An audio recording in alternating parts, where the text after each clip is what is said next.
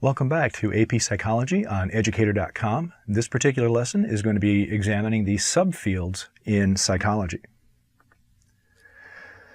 One of the things that you need to understand is that psychology has many facets. It has many parts. It has many aspects to it.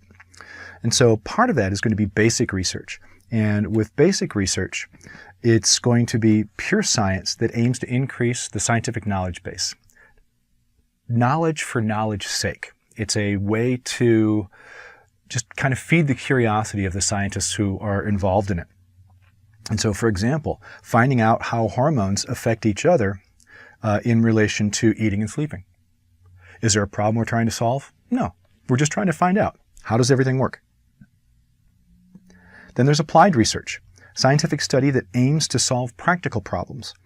And so one possibility might be motivation for public school teachers has been decreasing for quite some time. Identify the possible causes and recommendations for change. This would be something for industrial, organizational, or social psychologists. Or the military has researched how to increase soldier effectiveness by reducing the need for sleep.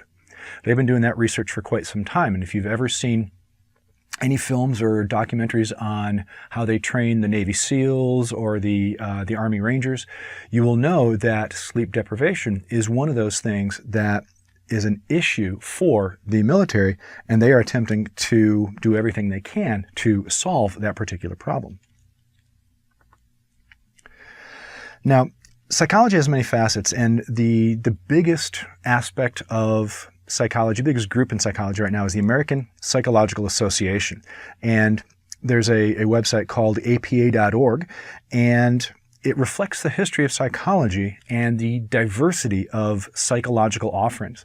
And so when we think about diversity in psychology, I'm about to show, you don't have to memorize all of these, but I'm about to show you how many different divisions there are in psychology right now. First slide here. You've got general psych, teaching, experimental, evaluation, measurement, and stats. You've got comparative. You've got developmental psychology, personality and social issues, aesthetics, clinical and consulting psychology.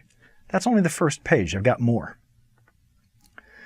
Industrial, organizational, educational, school, counseling, public service, military, aging, engineering psych, rehab psych, consumer psych, theoretical and philosophical psych, history of psych, and more.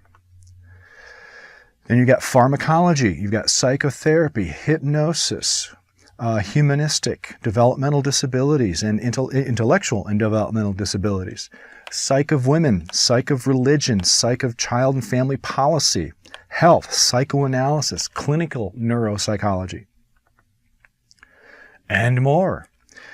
The law, independent practice, family psych, LGBT issues, ethnic minority issues, media, sports, peace and conflict, group psychology and group psychotherapy, addictions, psychology of men and masculinity. You saw a psych of women. Yes, there's also a psych of men.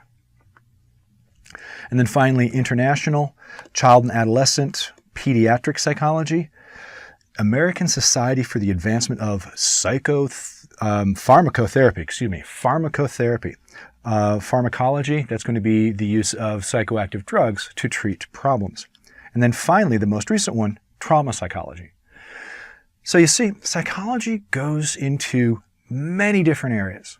And so basically, if you can think of a human endeavor, a human activity, there's going to be psychology connected to it. I got